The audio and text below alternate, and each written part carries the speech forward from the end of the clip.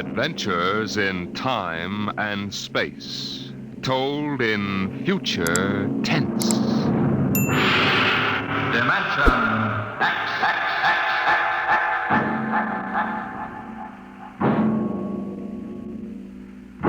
The National Broadcasting Company, in cooperation with Street and Smith, publishers of astounding science fiction, bring you Dimension X.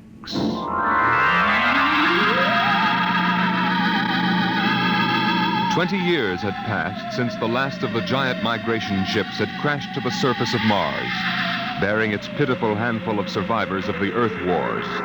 20 years of scratching at the stubborn Martian soil.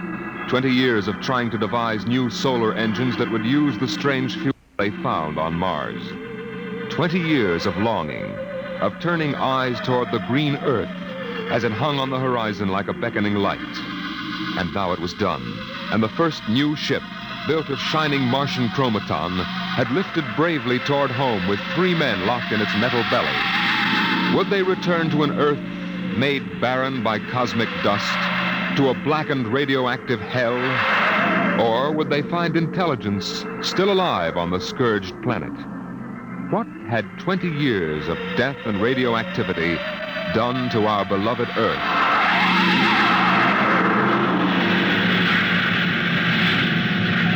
That's it, Captain. We've intersected the course vector. Williams. Yes, sir. Prepare for deceleration. Forward fission ready, Captain. Read us off, Evans. We'll enter the gravitational field of the Earth in exactly 10 seconds. 9, 8, 7, 6, 5, 4, 3. Fire 2 and 4. 1, 0. 2 and 4. What's our momentum, Evans? -3. Fire 1. 1. -4 now. Steady as she goes. How are we? On parabola now. If we can hold, we should breach the heaviside layer somewhere north of what used to be Murmansk. Let's have a look at her. Visor, please. Yes, sir. Mother Earth. 20 years. We're going home, Evans. We're going home. Home to what, Captain? Home to a burned-out radioactive planet that is incapable of supporting human life? Evans and I don't agree with that, Williams. We think the Earth is ready for us again. That she'll give us another chance. I'm sorry, Captain, but I was born and brought up on Mars under the new central government. We younger men disagree with you about migrating back to Earth. For us, Mars is home. Well, we'll see. If there is some form of life on Earth, we'll find out soon enough. Williams, head for New York.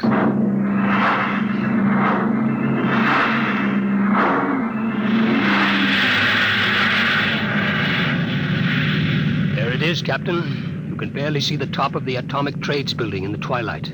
They never finished building it. Dark as a tomb. Slow to cruising speed. Cruising speed. It begins to look as if Williams is right, Captain. Not a sign of life on 4 continents. Now, we'll make a radiation check and then head back for Mars. You agree with me, gentlemen? That for all practical purposes, the planet is dead? It still might... Captain! What is it? Am I going out of my mind? Look out that way to the west. Could that be... By heaven, it is. Those are lights. Turn the ship. Heading west-southwest. Full speed. Full speed. They are lights. Captain, it's a city, a whole blasted city lit up like a Christmas tree. Well, what do you think of your dead planet now, Williams? We shall see, Evans.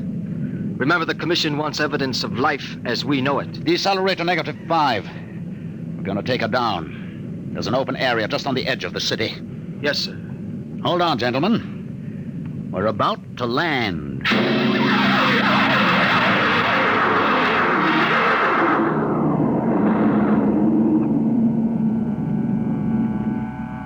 Landing jacks are down, sir. Open the airlock.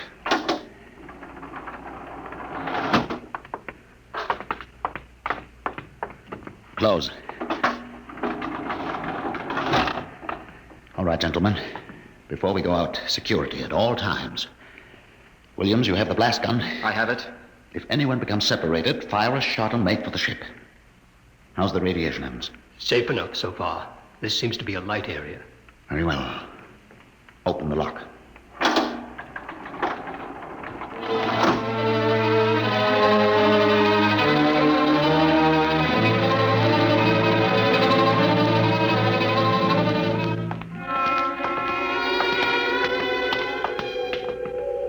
Oh, it's unbelievable. We've been walking for hours now, and not a soul to be seen. There must be someone.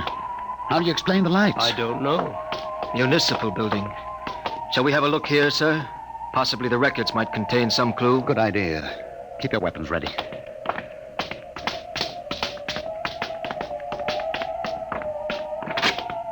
This door is in good working order.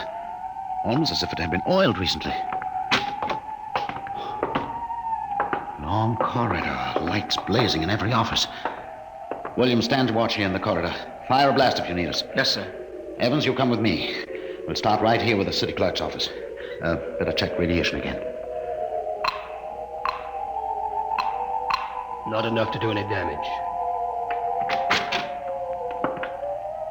Gives you the creeps, doesn't it? Look at this desk. Papers crumpled, inkstand. Just as if somebody came in and worked here every day. Calendar. June 18th, 1987. Why, that's the day of the evacuation. The dust cloud had already blanketed New York and was heading west. Dog licenses, hunting permits. Somehow I have a peculiar feeling that... Good Lord. Pick it up, Evans. Hello? No answer. Hello? I hear something. A scratching sort of noise. Good day, Doctor. What? How are you? I called to ask some advice about a trepanning problem. Can you tell me if the lateral cut should be made first? Hello? Hello? This is absolutely Thank insane. you, Hello? Doctor. I'll do that. By the way, how is your wife, Alice? And the girls? And your son, John? Fine boy, John. I'll call again tomorrow. Goodbye, Doctor. Hello? Hello? It's gone dead. Who was it? I don't know. A strange voice carried on a conversation about some surgical operation without paying the slightest attention to anything I said. Captain, the lights are out. Good Lord. Captain! Captain! I have a torch. Come on. Williams, what is it? I don't know. You fired a shot. Yes, sir. Just as the lights went out, I'm sure I saw a figure. It looked like an old man in a white robe. It moved across the end of the corridor down that way. Flash your torch down there, Evans. Nothing there. Are you certain, Williams? I'm not certain. The lights. They're on again. We're going to get to the bottom of this. Wait. What? Listen. Quietly. Someone is coming, walking slowly toward the corridor. Coming closer. Cover him when he turns the corner. It'll be a pleasure. Don't fire unless I give the word. Shh. What? Jumping Jupiter. Are you... Is it really someone, or am I having hallucinations? We're no vision. No. No, you seem to be real. I saw the ship come down. I thought perhaps I was losing my mind. It's been so many years. I'm Captain John Parsons. These are my assistants, Dr. Evans and Mr. Williams. We've returned to Earth from Mars. Then it's happened. We're not alone anymore. Forgive me, gentlemen. I seem moved. I waited and hoped for so long. You survived the radiation? We did. There are others? My family were the only ones. I answered the phone a moment ago. Who was it? You heard my voice, Doctor. Your voice? To break the loneliness, I've recorded my voice and rigged up an automatic telephone. It's pleasant to hear the phone ring. I come here to do my work. I take it you're a medical man. My name's Cornelius Hathaway. Hathaway? Hathaway, the brain surgeon? You know my name. Who doesn't? I watched you on television at college. I saw you 23 years ago. You performed a difficult surgery for a cerebral tumor.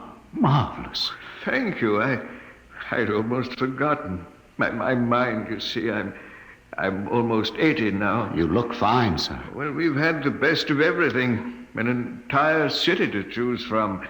cold storage, the best equipment. But come, when I saw your ship, I told Alice, my wife, you know, to prepare a feast. This is a great day for me, gentlemen. A great, great day.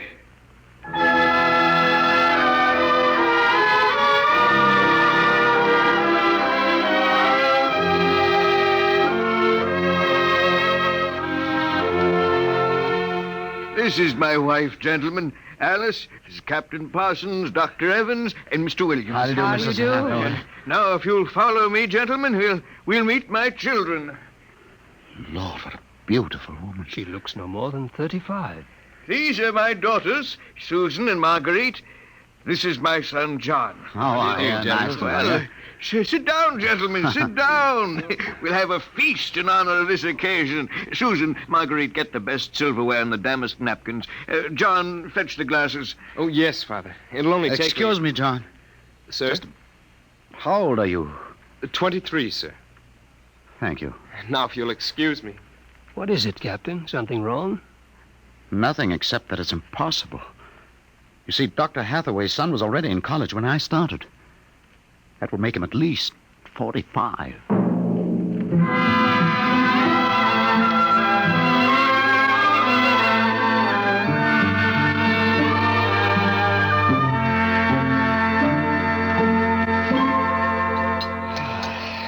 That was a wonderful meal, Mrs. Hathaway. Doctor, your wife is an exceptional woman.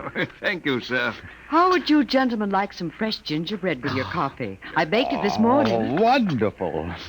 Smell that, Evans? Oh, it's like coming home, Mrs. Hathaway. We enjoy having you here. Mrs. Hathaway, may I compliment you on your having preserved your youth and beauty so well? Thank you. We have had no worries here, no competition. Only the things we need for material comfort. Parsons and I were wondering, Dr. Hathaway, if the radioactivity had any effect in preserving tissue. Your children all look so young, too. It is possible, gentlemen, of course. Radiation does strange things to living tissue. Alice, could we have some champagne? Of course. I'll only be a moment. An amazing woman. Did you ever see such grace? Such complete relaxation. It doesn't seem quite natural. I beg your pardon, gentlemen? Captain Parsons was just about to ask how you and your family managed to escape, Dr. Hathaway. We were very fortunate. I was working in the Sierra Mountains at the time. I had a lead-lined laboratory where I did X-ray research on my pet project. And what is that, sir? The study of machines as they relate to human function and the corollary of... Well, to continue, when the dust cloud covered America, we remained in the laboratory, well supplied with food and water. Later, when the radiation permitted, we made our way east, back to our old home, in the hopes of finding other survivors. But by that time, every living creature had been evacuated to Mars. We were stranded. The migration ships didn't wait for stragglers. That's true. My father and I were on the last rocket out of New York. I've always loved this old house. But the loneliness of those first years... At least you had your wife and children. Yes. Yes, I had my family. If it were not for them, gentlemen, I assure you I would long ago have put a bullet in my head. Here we are. Champagne, Captain? Oh, thank you, Mrs. Hathaway. May I propose a toast? Oh, let me. Gentlemen, to Earth. To Earth. Earth. May she never be a stranger to man again. Hathaway, what is it? Nothing really. It's just a rather sharp pain in the chest. I think you should lie down, Doctor. Yes. Perhaps you're right. Let me help you. No. John and Susan will help. Of course, Father. Why don't you gentlemen go out on the porch, enjoy the air? I'll see you all in the morning. Good night, Doctor. Good night. Come, John. Yes, Father.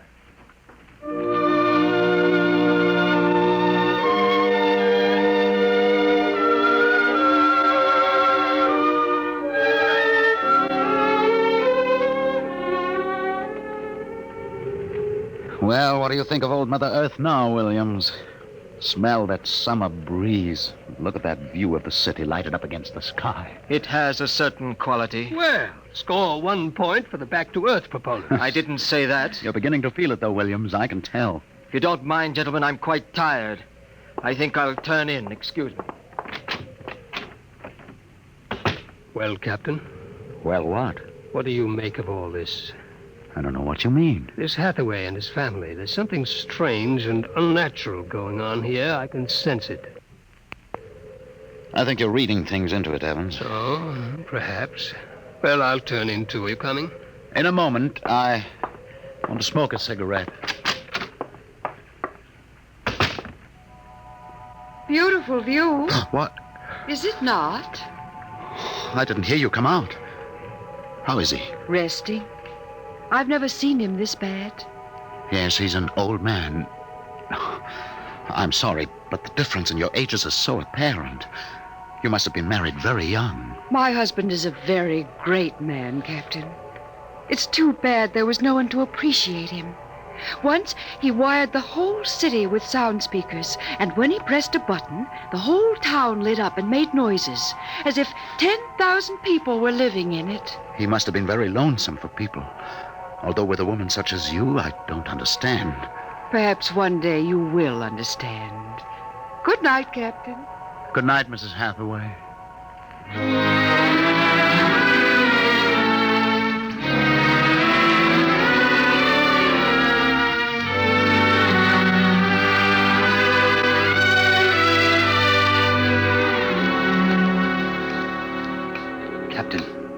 Captain Parsons. Who is there? It's Dr. Evans.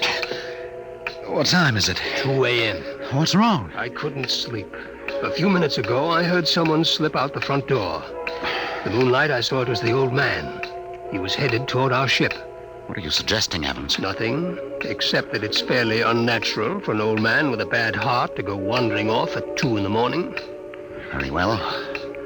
We'll follow him.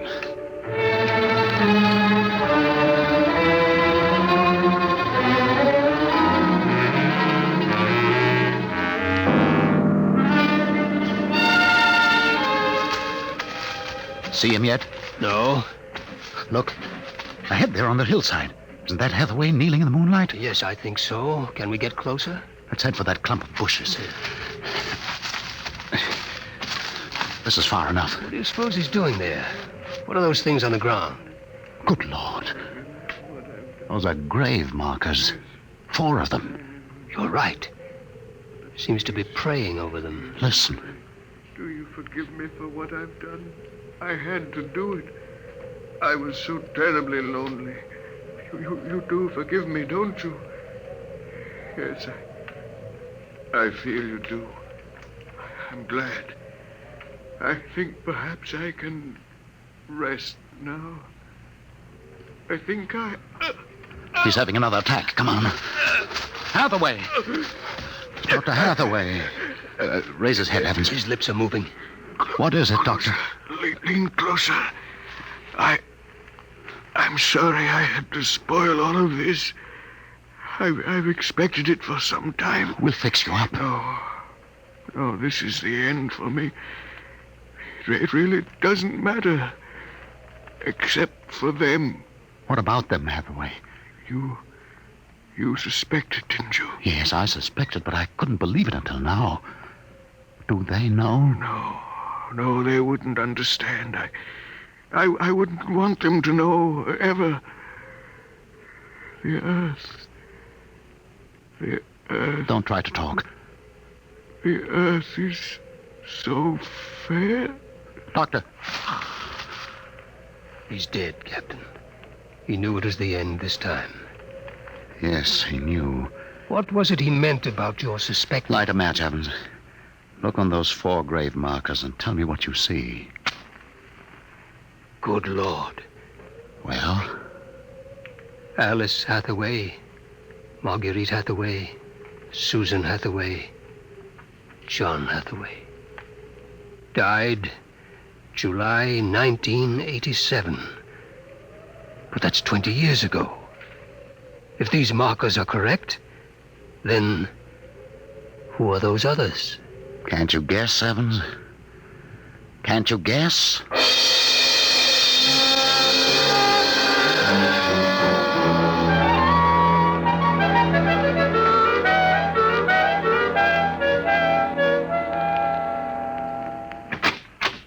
Mrs. Hathaway, are you awake? Yes, Captain? May I come in? Yes. It's about my husband, isn't it? You knew. I saw him go out tonight. He felt it was near the end. He died less than an hour ago. I'm sorry. Thank you. How do you feel? He told us it would happen one day, and that he didn't want us to cry. He didn't teach us how, you know. He said it was the worst thing that could happen, to know how to be lonely and unhappy. What will happen to us now that he's gone? I don't know. Will you stay with us? I would like to, but I cannot. You know about us. Yes, I know. I didn't think that you knew yourself. The children don't. I've been aware for a long while. No one would have guessed. You're so perfect. Oh, he would have liked to hear you say that. He was so very proud of us. After a while, he came to love us, and at the end, he took us as his real wife and children. He even forgot sometimes that he had made us. You gave him a great deal of comfort. Yes. Over the years, we sat and talked. He loved so much to talk. I was first, you know. Then he became lonesome for the children, and so he made them. He told me about the things he did, about his laboratory. Well, surely the children must suspect. Oh, no. You see, there were no other beings with which to compare themselves. He must have been a great, great genius. Each morning he took a recording of his voice into town and put it on the automatic telephone. Each night it would call us. I think, what with the phone ringing and the sound of voices and the lights on, he was happy. There was only one thing, one flaw. And that? He couldn't make us grow old. And so he had to watch himself become an old, old man while we stayed young. It was a great blow to him.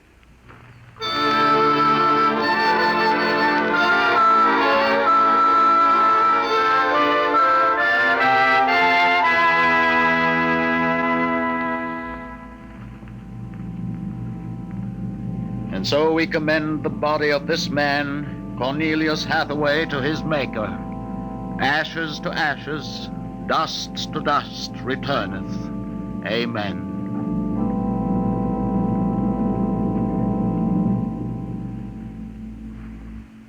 Come, John. Yes, Mother. Susan. Marguerite. Evans, Williams, stay here a moment, please. What is it? Let them go back to the house. I want to speak to you. I know what you're going to tell us, Captain. I saw the names on the grave markers. Well? It's a mockery. A blasphemy of everything we believe in. For a man to do something so evil. Can't you imagine what he faced? Can't you imagine what it must have been like to have watched his wife and children die slowly of radiation burns? To know that he was the last man on the face of the earth? Alone? Eternally and unalterably alone? Good Lord, man, what would you have done if you'd had his medical and technical genius? That's incredible. Yes, it is. But with an entire American city on which to draw for supplies and equipment, a brilliant man might accomplish anything, even that. What are you suggesting, Captain? That we take them back? We haven't enough space in the ship for that. Every ounce counts. Still, to leave them here, like that, alone. I think I have an answer, cold-blooded as it may seem. Go on. I suggest that we turn them off. Do you think that I could do that? No, but I could. After all, they aren't human. They're worse than robots. They're ghoulish. Have you talked to her? Has she smiled at you with that quiet, beautiful smile? Captain, we can't take them with us, and it would be less than human to leave them here without Hathaway. Could you do it, Evans? Give me the blast gun, Williams. We'll wait in the ship. Take off in half an hour. Half an hour.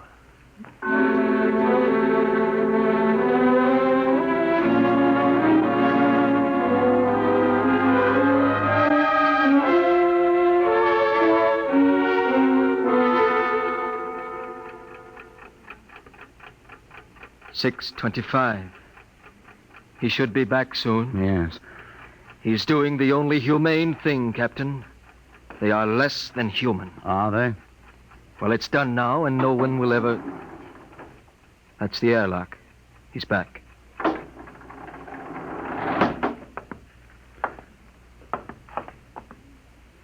Well, Here's your gun. did you do it? When I entered the house, she looked at me with those fine, intelligent eyes. I couldn't do it. It would be murder, cold-blooded murder. I prayed you wouldn't be able to do it. There will never be anything as fine as they are. Built to last 200, 300, perhaps 1,000 years. Well, get the course in the integrator, Williams. We'll take off in 20 minutes. I shall be back by then. You're going out, sir? I'm going to say goodbye.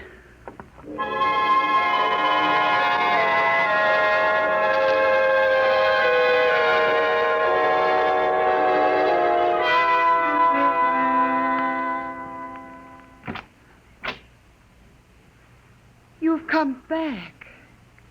Only to say goodbye. It was nice of you. I wanted you to know that I am coming back someday. When will you come? I don't know. It will take many years to prepare fuel for another trip. 6, 7, perhaps 10 years. I will watch the sky at night, just as he watched it. Oh, I'm afraid I must go now. I understand. Strange. I have a new feeling. One which he did not teach us. A feeling of longing, of sadness. That one is not taught. It comes of being alive. Yes. I am alive. Even though he created me, I'm a person now. Goodbye, Alice Hathaway. Goodbye, John Parsons.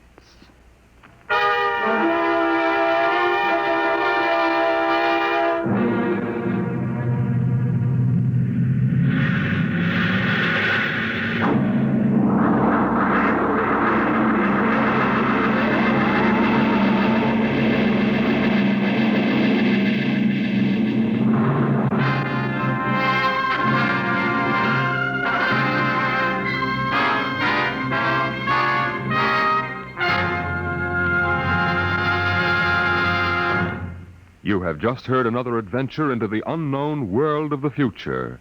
The world of... Dimension X.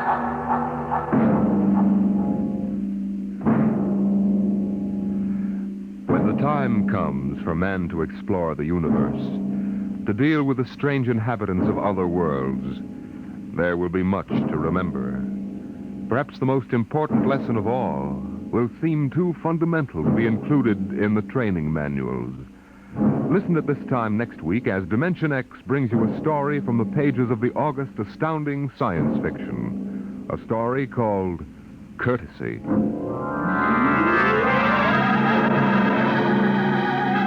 Dimension X is presented each week by the National Broadcasting Company in cooperation with Street and Smith, publishers of the magazine Astounding Science Fiction.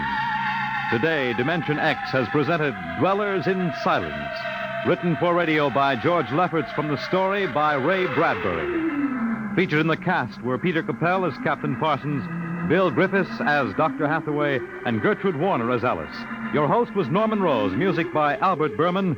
Dimension X is produced by William Welch and directed by Fred Way. Dragnet, the story of your police force, is next on NBC.